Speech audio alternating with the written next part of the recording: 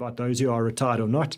If you are retired and you need some money from your investment, rather sell a few units, every few months and then pay a little bit of capital gains tax, then lose, maybe 30% tax to dividends withholdings tax in some strange jurisdiction, that charges more dividends tax than South Africa does. I hope that helps, and I wish you all the best. Hi, Warren and the Honest Money team.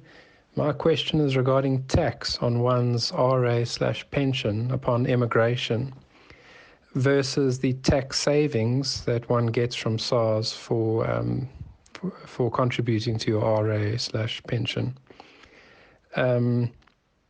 Is it fair to say that the tax that you pay when you immigrate is equivalent to the tax savings you've enjoyed from SARS over the time period? Or is the tax on immigration greater than the savings you've enjoyed from SARS for contributing to the Regulation 28 products? Or is the reverse true? Do you actually save more by contributing to pension/RA? And then if you do eventually immigrate and you have to pay tax, you now have scored because you've made a lot of tax savings. I'd really appreciate your help on that one. Thank you for your show. I really love listening to your show, and all the best.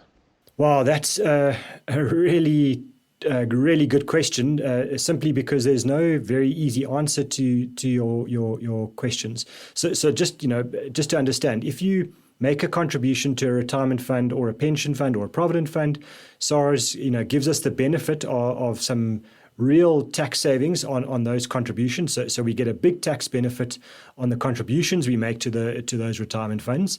And then secondly, while those retirement funds are invested, so let's just say you've got an RA and you hold that RA for the next decade before you decide to retire from it or cash it out one day because you're immigrating, just understand that every year that the money is invested in the RA itself will pay no tax on dividends, interest, capital gains, or anything. So you're getting two big tax breaks there. You're getting the tax break on the contributions that you make, which is immediate in that tax year, and then you're getting the compound benefit of paying no tax every year that money is actually invested. So the investment itself is growing tax-free.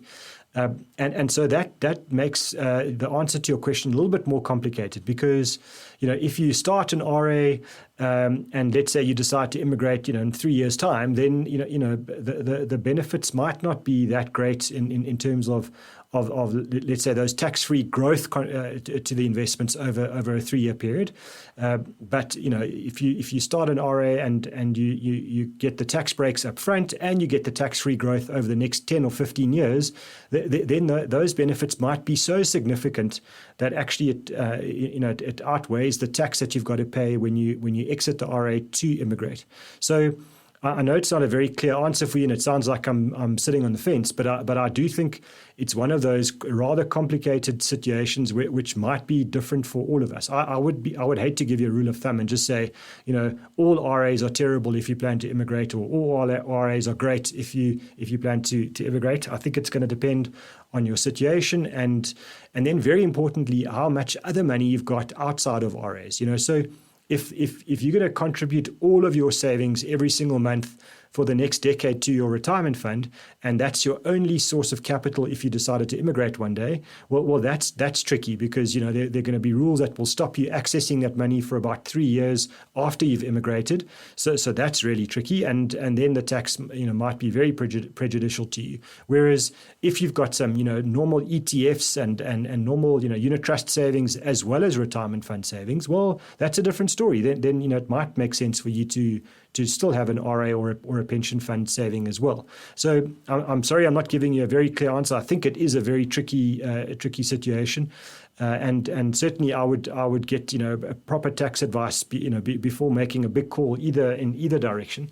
And if it's a question that you're asking because you're not sure about maybe one day you might immigrate in the next 10, 15, 20 years time and you just want to have flexibility, then my suggestion is do half of the money that you've got to save in a unit trust or an exchange traded fund or something, some discretionary saving, and then do half of the money in your tax-free and RA as a combination.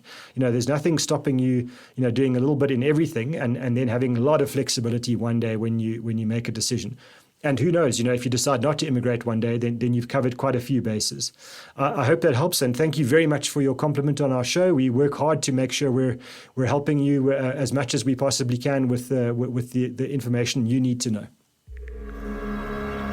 Brought to you by Prescient Investment Management. Informed by science, guided by insight.